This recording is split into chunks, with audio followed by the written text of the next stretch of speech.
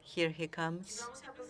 We shall proceed to open the session, which will be centered on the 10th anniversary of the UN Plan of Action on the safety of journalists and the issue of impunity. It's been 10 years since it was approved, and the session will analyze achievements and challenges still requiring our attention. So without further ado, for the opening of this session, I give the floor to Dr. Tawfiq Jelassi, who is Assistant Director General for Communications and Information in UNESCO.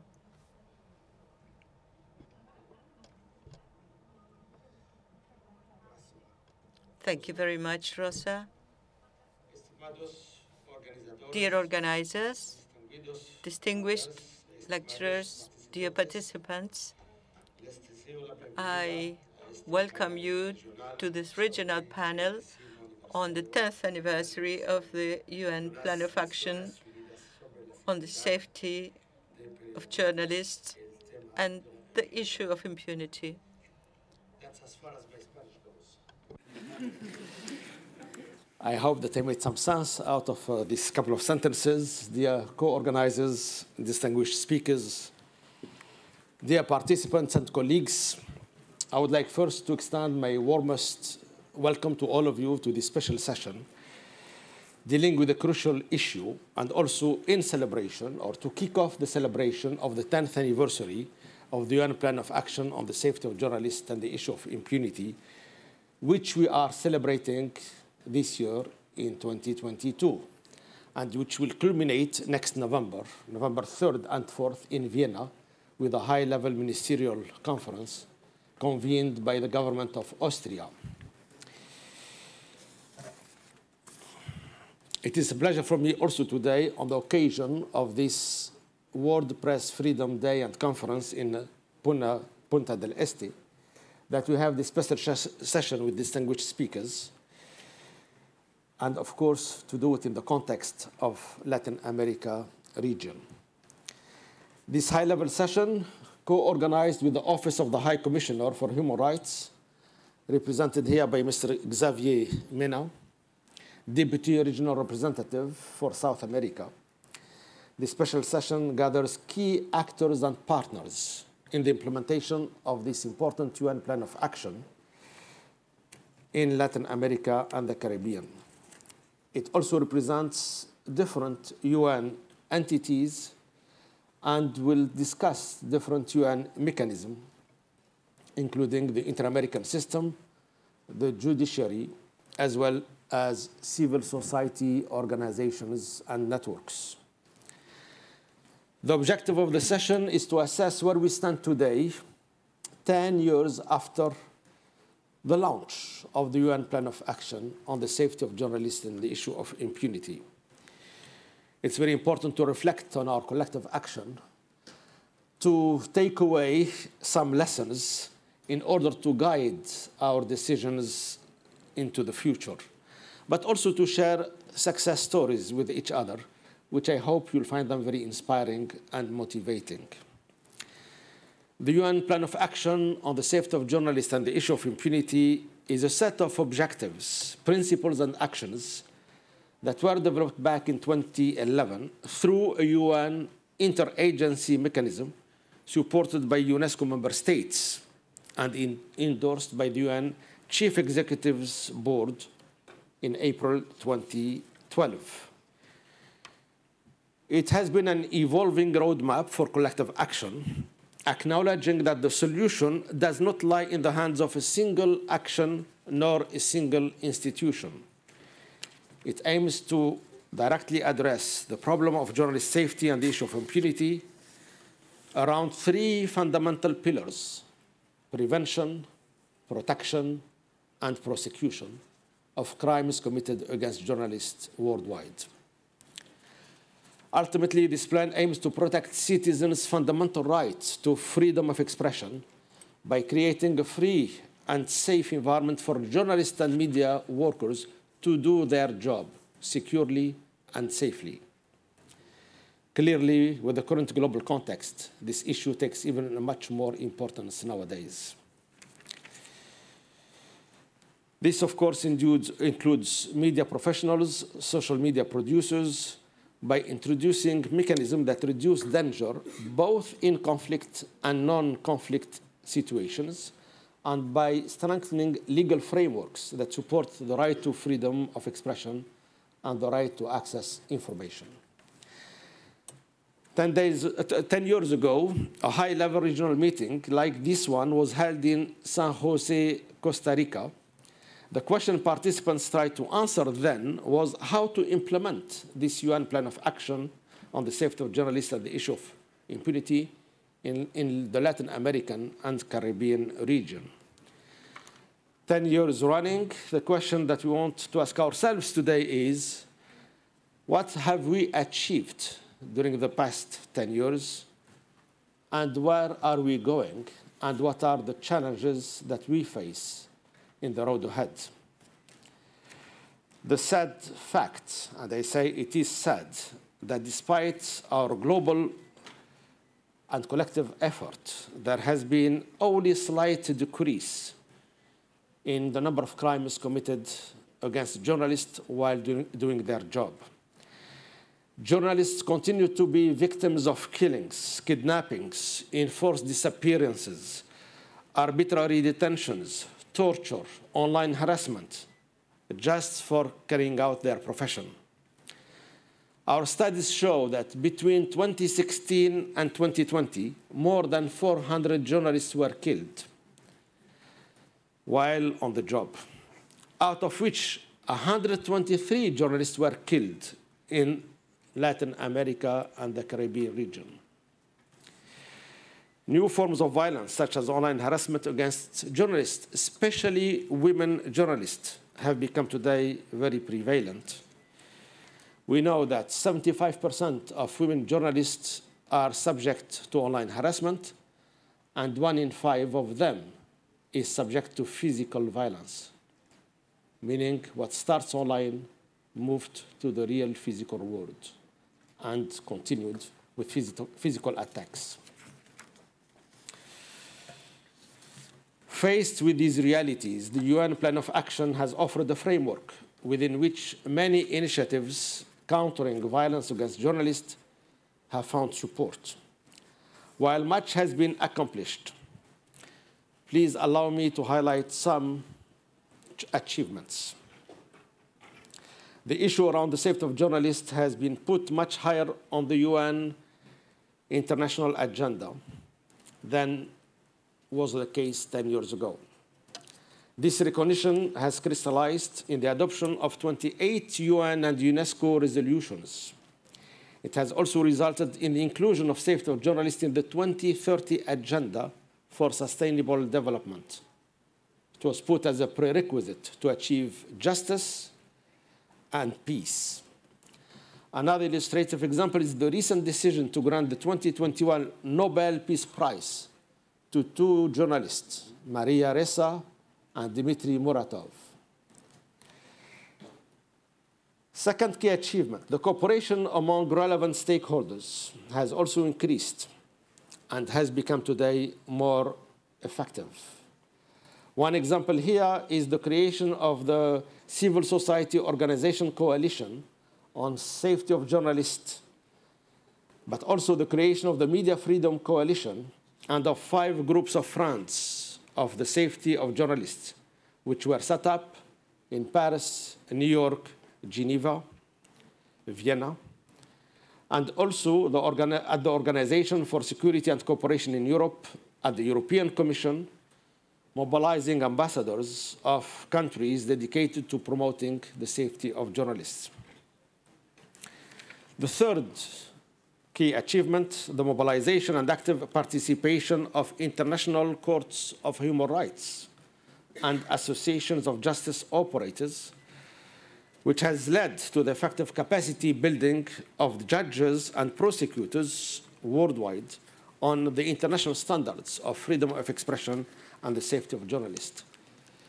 In its program, UNESCO has, over the past years, trained more than 23,000 judicial operators on regional or international standards of human rights and the safety of journalists. We believe this is very, very important to create more awareness and to push our advocacy work. We are currently launching a major worldwide training of security forces in association with the International Police Association. And we are doing this training for more than 8,500 security forces. I would like here to salute the work of the Inter-American Court of Human Rights, which has ruled such impressive jurisprudence in the past and most especially in recent years. It's a pleasure to have with us the President of the Court, Judge Perez Manrique, present here today.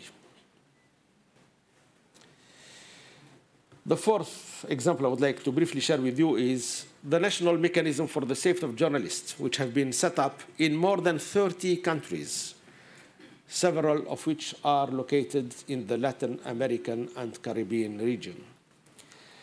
Efforts are also underway to strengthen specific laws on the safety of journalists in many countries worldwide. The last example, but not least, the UN Plan of Action has increased engagement in this domain, including by enhancing the use of existing UN mechanisms among UN resident coordinators, such as the Universal Periodic Review or the Voluntary National Requests. We have with us this morning the RC, Mr. Pablo, who can speak to this later on. I express also my sincere appreciation for the participation in this debate of Ms. Irene Khan, the UN Special Rapporteur on the promotion and protection of the right to freedom of opinion and the freedom of expression. Despite these achievements, it is needless to say that the challenges before us remain substantial, especially in countries where journalists continue to be killed every week. Let me not name countries, but we all recall the high number of killings that happened since January 2022. We have seen in some places 1 journalist killed per week, and this continued for 7 weeks in a row. We need to mobilize our forces. We need to keep moving forward. We must never give up in our aim to protect journalists worldwide, ensure their safety, because this topic is a pillar, a key pillar of our society, of democracy, and of human rights. Let me conclude by saying that the outcomes of this regional panel will be used to inform the High Ministerial Conference I mentioned earlier, which will be hosted next November by the government of Austria, a very, very important event for us to push forward the agenda on addressing the issue of impunity for crimes committed against journalists. Knowledge generated from this session will also serve as inputs to the rapporteur, Ms. Paula Martinez, Global Policy Advocacy Lead at the Association for Progressive Communications, who will prepare the contributions and recommendations from the Latin American and Caribbean region to be submitted to the global event taking place in Vienna next November. I would like to conclude by thanking all of you for being present here before the official start of the conference at 2 o'clock with the keynote speeches of the President of Uruguay and our Director General, Ms. Audrey Azoulay, and I would like to thank the high-level speakers and panelists being with us today. Enjoy this event and have a fruitful conference. Thank you.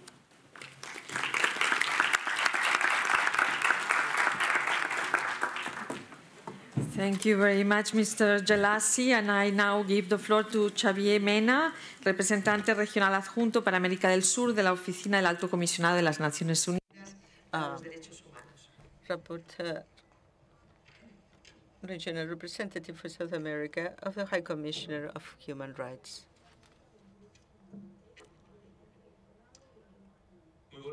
Good morning to you all, members of this panel, colleagues from UNESCO, UN agencies, journalists, and general public.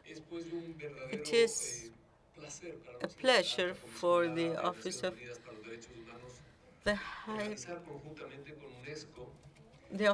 High Commissioner for Human Rights to jointly organize this roundtable of discussion on the plan of action for the safety of journalists and the issue of impunity, which is now 10 years old.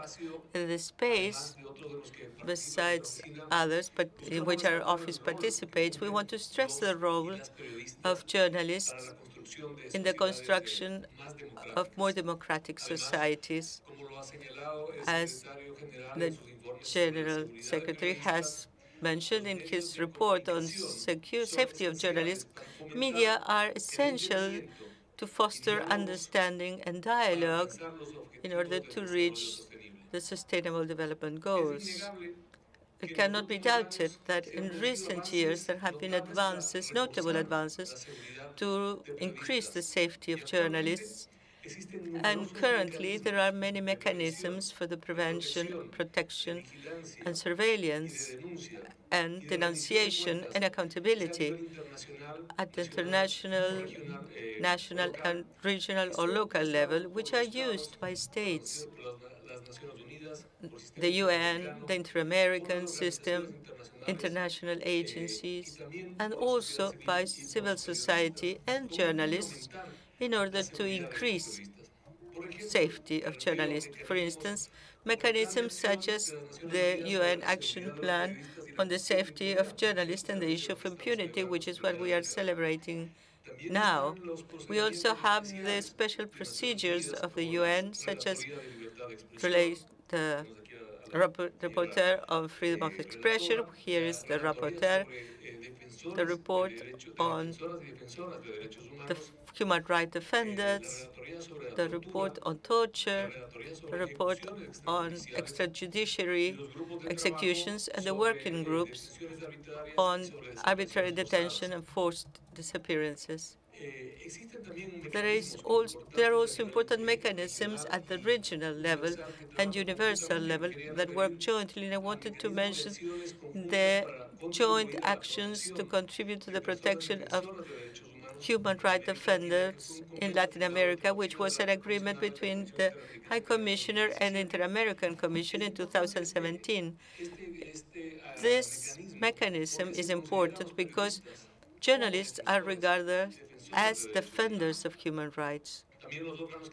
Also, the agencies created because of treaties, such as committees, that supervise and survey the fulfillment and application of the main treaties on human rights. And here I want to mention the Escazú Agreement.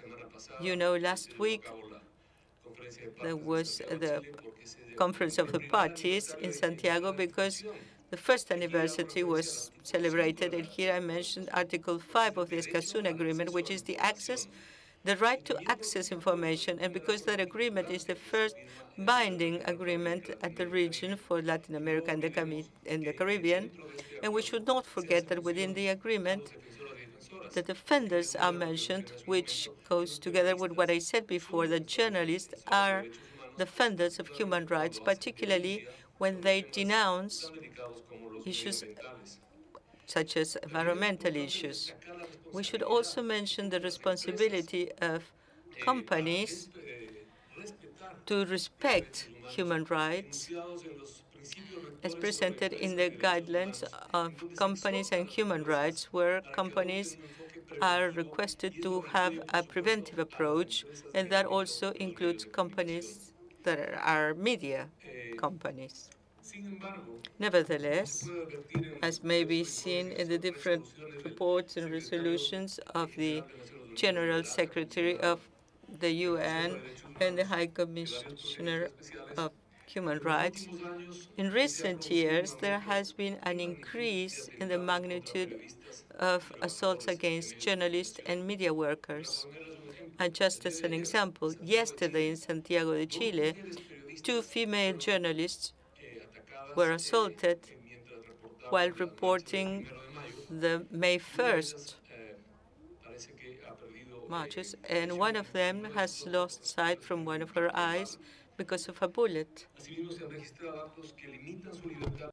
We have also seen different actions that have limited their actions, such as arrests or kidnappings. We see that this is repeated several times in situations of murders as well, as UNESCO has reported. Worldwide and regionally, we have to promote policies where journalism tends to respect the guidelines of veracity and impartiality. And the journalist profession has become one of the most dangerous in terms of violence that affects the profession, the integrity of journalists. And likewise, journalists are the subject of surveillance that put them at risk of being attacked. I would like to also mention female reporters that are the ones, female reporters, female workers of the media. They have been subject to discrimination due to gender and acts of violence and sexual harassment, and the percentage of women has increased. Therefore, we are here in a position to request the states to guarantee the freedom of speech and the freedom of press and the right to people to receive free information essential for the health of democracies and the strengthening of the citizenship in the different countries.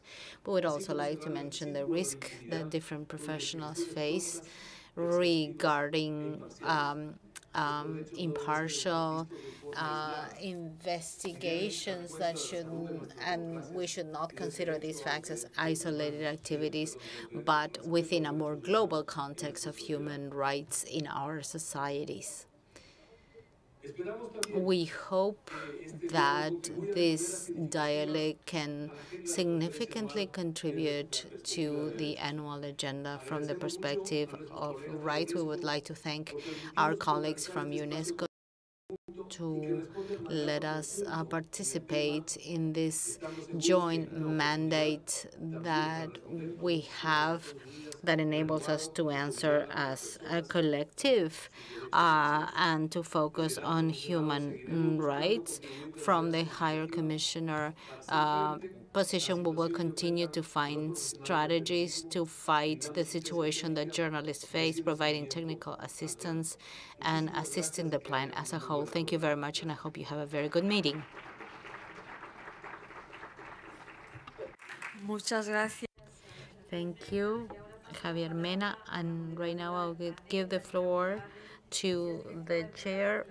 She's the director of the Regional Alliance for Free Expression, and he will have the difficult task of managing the time we have. Go ahead, Daniela.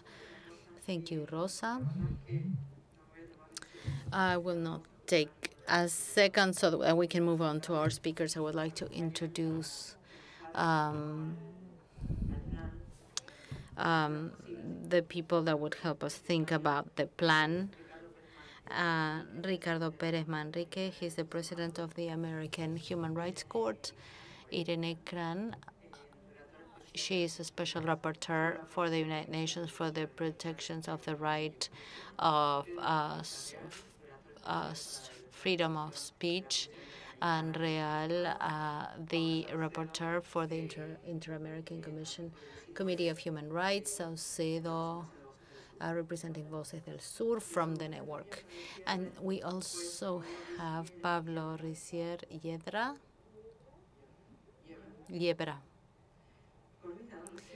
He's the resident coordinator of the UN resident coordinator in Uruguay for Latin America and the Caribbean. And Liz, I'm sorry, I don't have. She will tell us about her last name later. I can't pronounce it.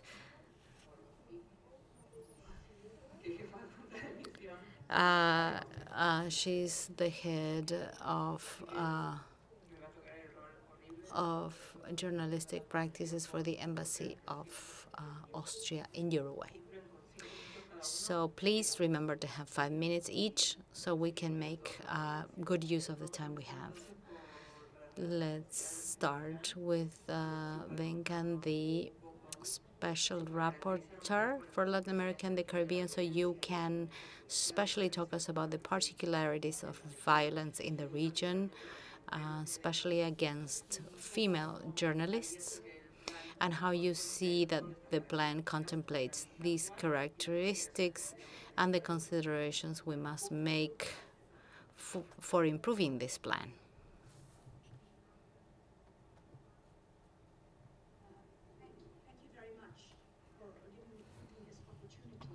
To participate in this discussion. As the Assistant Director General mentioned, the plan of action has achieved a lot. It has improved coordination within the UN system. It has strengthened collaboration between the UN and others. It has inspired national plans of action. I think we need to remember also what has happened at the national level as a result. But as the Assistant Director General and the High Commissioner's representative here mentioned, we need to look not only at what we have achieved, but what remains to be done, and also what new threats and challenges have emerged. The Assistant Director General was too kind not to mention names. I, as an independent expert appointed by the UN Human Rights Council, have no hesitation in naming names. And let me give you one statistics where in Mexico, since the beginning of the year, 8 journalists have been killed. In Ukraine, in 8 weeks of conflict, 7 media workers have been killed. There is no conflict in Mexico. So there is a real challenge, I think, not just in this region, but in other regions, on how to address killings in non-conflict situations. Impunity in Latin America is at 78%. In Europe, it is at 53%. In Asia, it is 98%. So Latin America is a little better than Asia, but way behind what it should be. I think, from my perspective, what is very important also is to look at new threats and opportunities that digital technology has produced. Digital technology has opened up possibilities for investigative journalism as never before. Journalists now can do much more, but that also means that they themselves are at higher risk. The surveillance of journalists, for example, targeted surveillance of journalists using spyware as an example. Online violence against women journalists is another example. And when women are attacked, online or offline, the intention of those who attack is to silence them, to intimidate, silence, and remove them.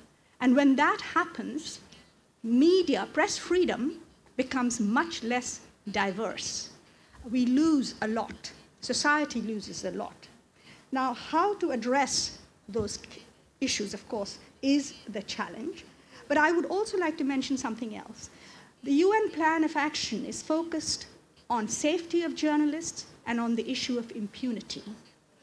However, what we see increasingly happening is that those are not the only means by which journalists are silenced. Criminalization of journalism in this region and in others, particularly the use of criminal defamation laws to silence journalists, is increasing. We also see other issues that I think we, as the international community, need to confront. One is called media capture. And what is that? That is basically the politicization of regulatory authorities. That is actually concentration of media ownership by certain businesses. So what we see is a nexus between politics, organized crime, corporate actors, and weak institutions. So these are the issues that I think need to be addressed. Talking specifically of women journalists. We have mentioned violence against women, but there is also a lot of smear campaigns, attacks on the reputation of women, surveillance that affects women in different ways. And tomorrow, together with Pedro Vaca and the Special Rapporteur of the OSCE and of the African Union, we will launch here a joint declaration on freedom of expression and gender justice. And there is, of course, a significant component of that is about women journalists, because freedom of expression, media freedom, press freedom for men and women does not work in the same way. And it is not only about online violence, it is also about how media itself needs to do much more to ensure that there is gender equality within the media outlets. These are some of the issues that I'm highlighting. My main message is that as we look at the UN Plan of Action, how do we go forward? I think it is very important to open it up to more participation, because in the past 10 years, a lot of collaborative efforts have been launched.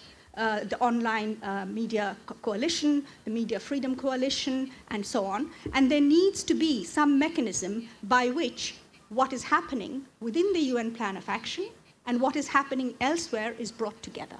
Because the safety of journalists, the fight for immunity, cannot be delinked from the broader contextual pressures that are coming from digital technology, from organized crime, from weak institutions, and from corrupt governments.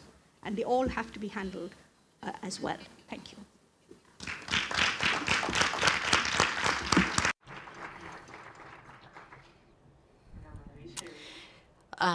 Wonderful, Irene. You're wonderful, Irene. Thank you. You respected your time perfectly. So let's move on to Paula Saucedo. She will bring us her view from the civil society. Thank you. Can you hear me? Yes. Thank you for the invitation. I would like to thank UNESCO. It is a pleasure to be here today, and I am speaking on behalf of Voces del Sur Network.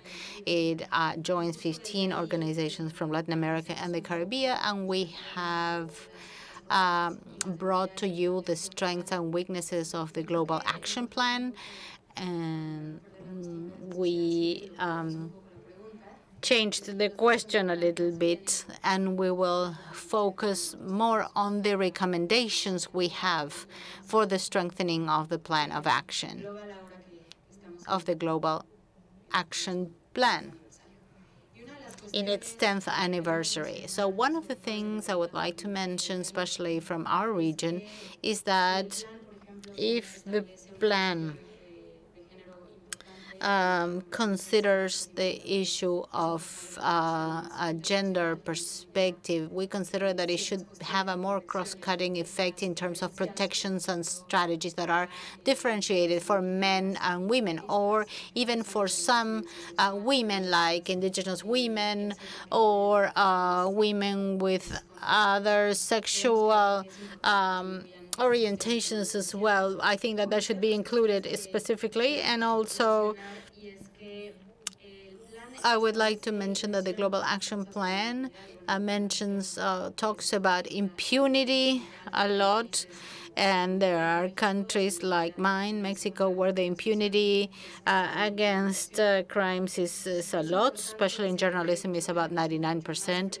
It's important that we can generate preventive mechanisms that promote impunity. And according to our figures, about 50% of the attacks against journalists are carried out by public servants.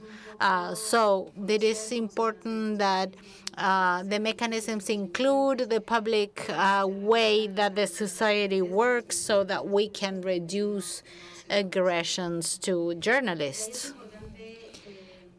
It is important also for us from Voces del Sur to include monitoring mechanisms that include the more active participation of the civil society. For example, from Voces del Sur itself, that is the only local network that includes the sustainable goals. And that those mechanisms can bring the civil society closer to the issue of impunity and violence against journalists.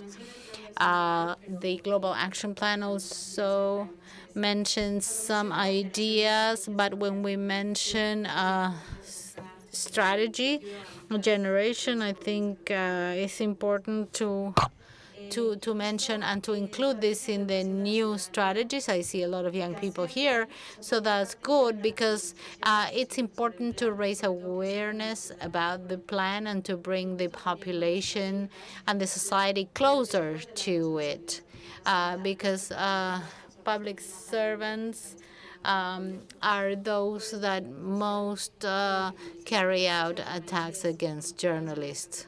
And that I could mention happens in most of the countries in Latin America, and also stigmatization and pointing out journalists. So it is important that we can bring the society closer to the journalists.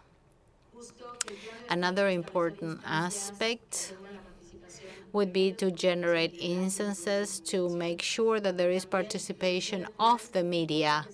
That is, for example, to try to provide resources to journalists. For example, there are some municipalities in Latin America and Central America and Mexico, so where if there is a certain interview or a certain brief that will take place in Central America with photographs, it is paid an amount of less than $1, and in some other countries not even that. So we have some public employees that sometimes stigmatize those who are murdered when carrying out their journalistic activity, when they said they were not journalists, they were activists, they were lawyers, they had other roles, and that they used to justify the information on the investigation. So it is important to strengthen the framework of stigmatization. Well, I would finish here to get close to civil society to strengthen the UN Action Plan. Thank you very much.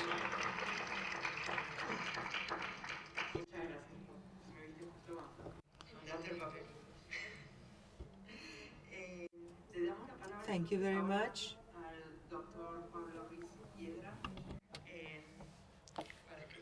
Dr. Pablo Ruiz has the floor. No?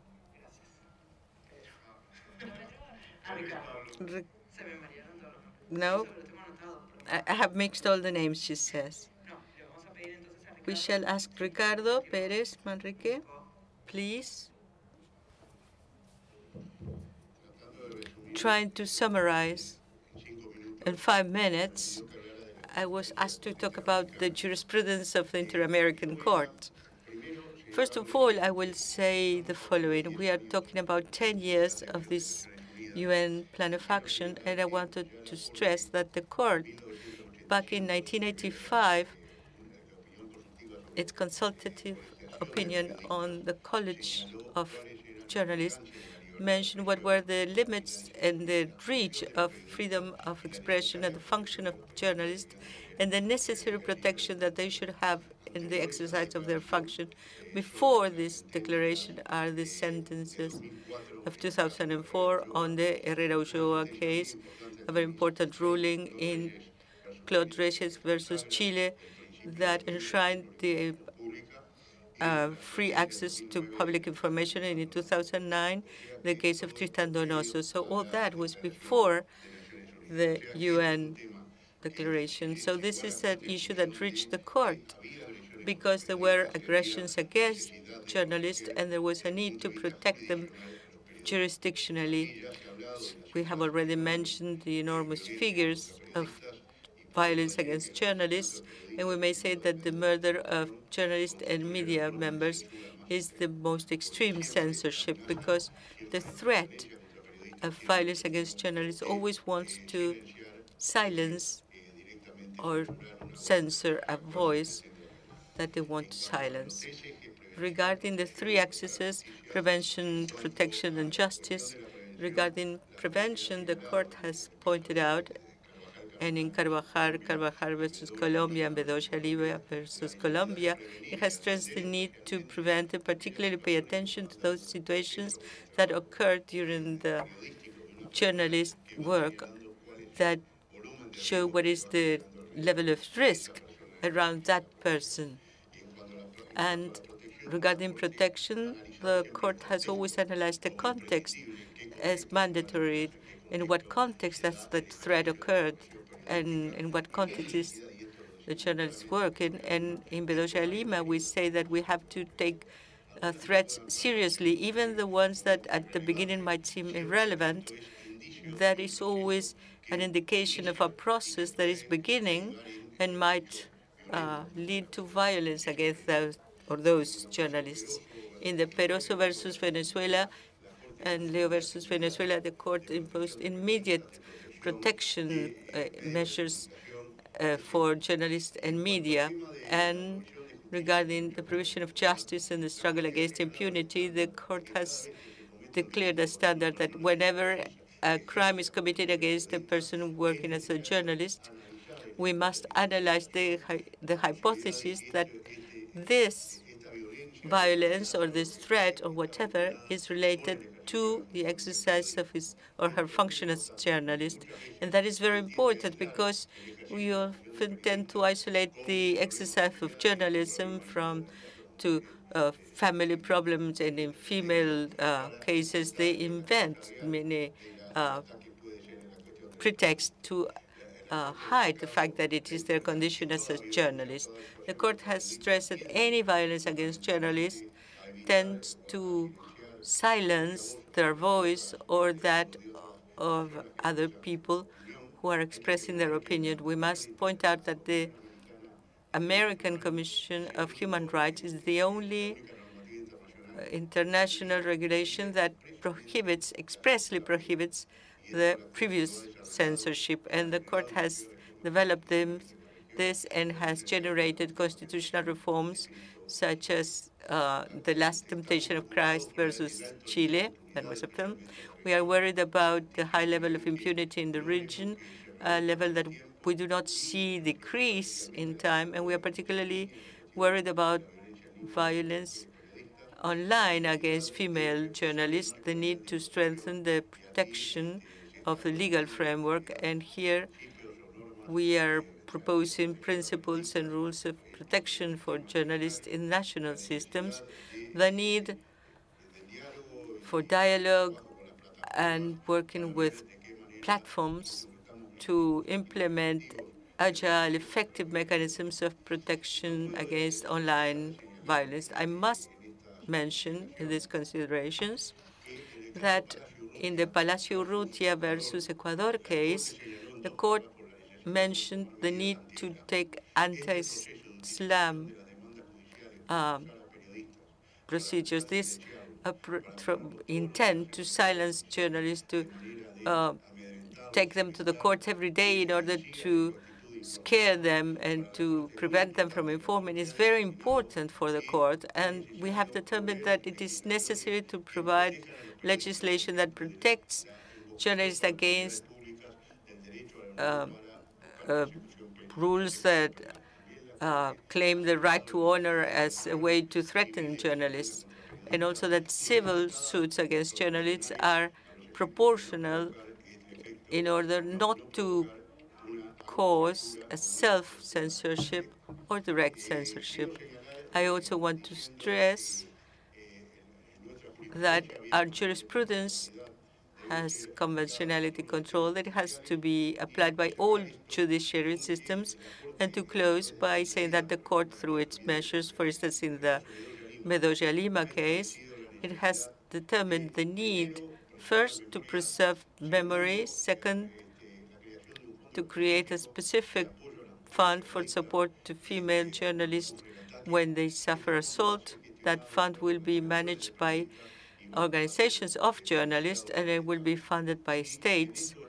And it is very important here, training operators, both at the judiciary and in the police, and particularly at the level of those who prosecute in the legal system, to act preserving freedom of Article 13 of the Inter-American Human Rights Convention. And I must say that we are ready to collaborate with our jurisprudence as we have done before, and as we do with a diploma for journalists that has over 600 people who have graduated, and journalist network, Dialoga, with more than 6,000 members, dialogues with journalists in every country. And I close my words by thanking UNESCO for their support in this type of activities. Thank you very much.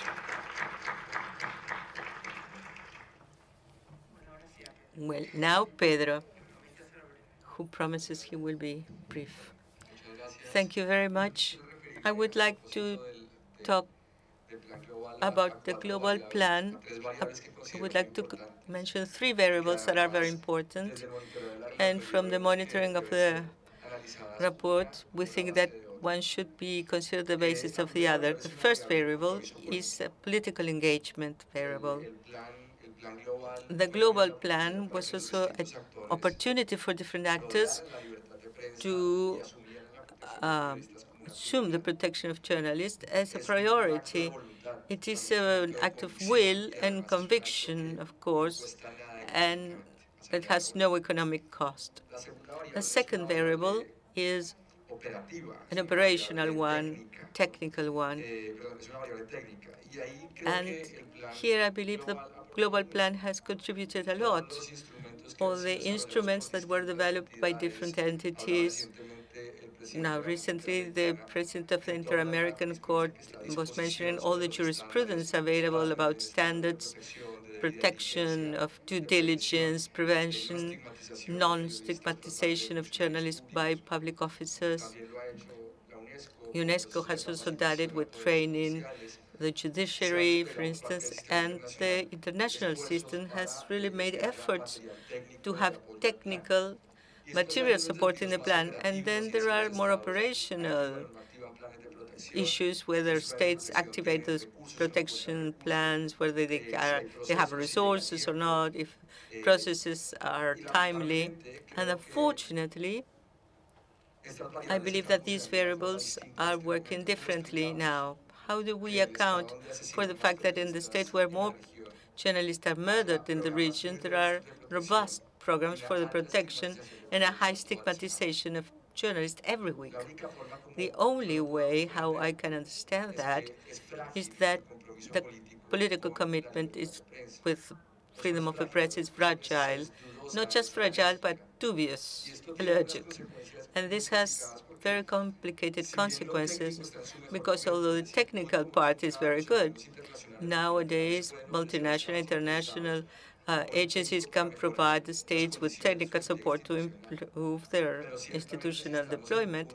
But if we are at a point when the political leadership has trouble with backing the press, everything that goes afterwards is fragile. The action plan was also preceded by other instruments, and I will only mention 2, the Declaration of Principle of Freedom of Expression of CID and the Chapultepec Statement of the Inter-American Society of the Press. Nowadays, in our region, political leaders have a problem with committing to the Chapultepec Statement, and that tells us a lot. I believe my invitation for the coming 10 years of the global plan is that we take what we have taken at the technical level to encourage political commitment of states and their leaders, because if stigmatization of the press from the official voices doesn't just remain but increases, as is the trend, it would be very difficult to ask police in the different countries not to beat journalists if there is no an emphatic rejection from their superiors. And that it would be very difficult to ask judges to respond and help confront impunity if the ones who make decisions by the rule of law are being discharged. And this should be important. We're in a region where the judiciary and the rule of law is also in crisis. So it is somewhat contradictory or challenging to invite people to fight against impunity when we have judges and prosecutors who have been exiled because of being thorough in their work. And finally, budget. Protection is costly, but prevention with conviction is attainable financially. And I believe that concentrating efforts in inviting political leaders from the open discussion, not to stigmatize the press, is something that we must do, and it is the first line of the coming 10 years for the global plan. Thank you very much.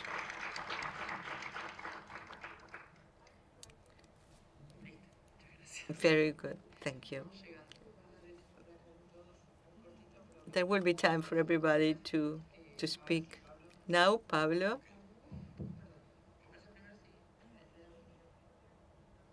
No? Pablo.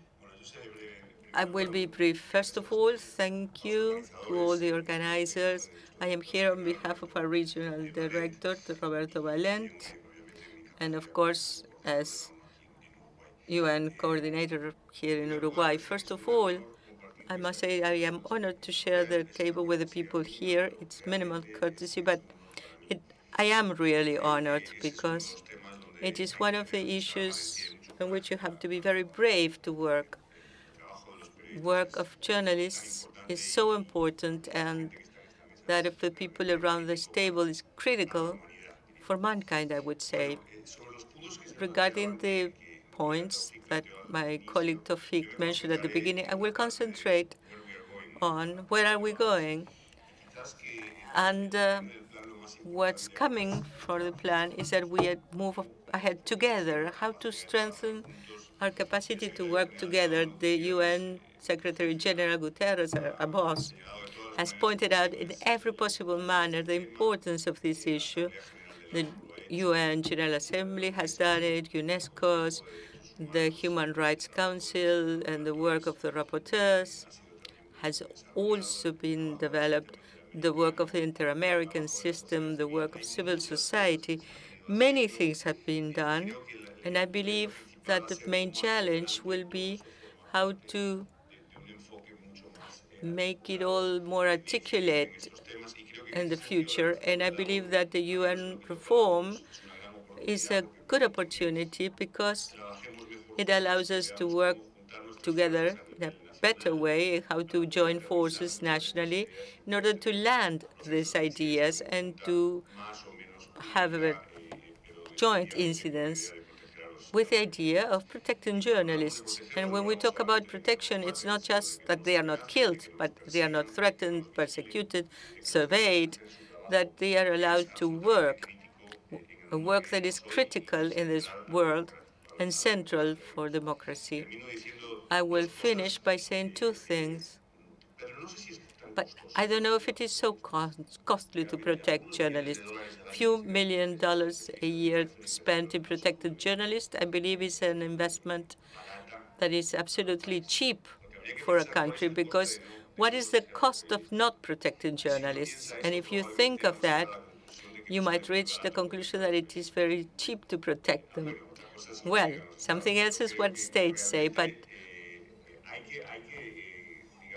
we must share with citizens the importance of investing in the protection of journalists, because protecting them is to protect us all and to protect our rights. And there are issues such as stigmatization, which are cheap, which are free, but they are also very important and part of that joint effort. I would leave it there, just stressing the importance of having that plan land in countries in an articulate and strong manner, with all of us together, and of course the main protagonists, who are the journalists who become leaders in the public life of their countries every day. Thank you very much. Now, Lisa. My last name is Buchsen-Lechner. I will speak English, which is easier for me. Free societies based on human rights and the rule of laws are unthinkable without free, independent, and pluralistic media, providing access to factual information, enabling critical voices, and facilitating accountability. In the 10 years since the adoption of the UN Plan of Action on the Safety of Journalists and the issue of impunity, we have achieved, as we've heard, certain progress in recognizing this link between safety of journalists and democracy and sustainable development. Nevertheless, brave journalists and media workers are still risking their lives to keep us informed and facing physical attacks, kidnapping, torture, and harassment, offline as well as online. Women journalists are particularly exposed. Shockingly, in almost 9 out of 10 cases, crimes against journalists are still met with impunity. It is a chilling fact. We've heard that over 20 journalists and media workers have been killed in connection with their work, including in the context of the Russian war of aggression on Ukraine. The protection and promotion of freedom of expression and the safety of journalists have been among Austria's human rights priorities for a while. Austria, together with other like-minded partners, has taken up an important role on the multilateral level, acting as a penholder to resolutions in the Human Rights Council and in the Third Committee. In concrete terms, to improve the safety of journalists in Ukraine, Austria recently contributed $100,000 to the UNESCO emergency measures for Ukrainian journalists. Building on this long-standing active commitment, Foreign Minister Alexander Schallenberg, in cooperation with OHCHR and UNESCO, invites to mark the 10th anniversary of the UN Plan of Action in Vienna. A high-level international conference called Safety of Journalists, Protecting Media to Protect Democracy will take place in Vienna on November 4th, together with a pre-conference on November 3rd with numerous stakeholders, including civil society. In order to consolidate our progress, mitigate the backlashes, and tackle new challenges, it is crucial for us to gather again to renew our commitment to the implementation of the UN Plan of Action, to strengthen protection mechanisms, and to step up our efforts to combat impunity. Different regions and countries are confronted with different situations. Therefore, to prepare the grounds for the discussions in November and to ensure the balanced representation of all regions, UNESCO offices around the world are organizing multi-stakeholder regional consultations focused on the implementation of the UN Plan of Action. Por lo tanto, estamos agradecidos a UNESCO. We are therefore thankful to UNESCO and Uruguay for organizing and inviting to this beautiful place, Punta del Este, in order to discuss and learn lessons learned, expectations, and needs in this region. I'm looking forward to the discussions of the next couple of days. Thank you very much for your attention.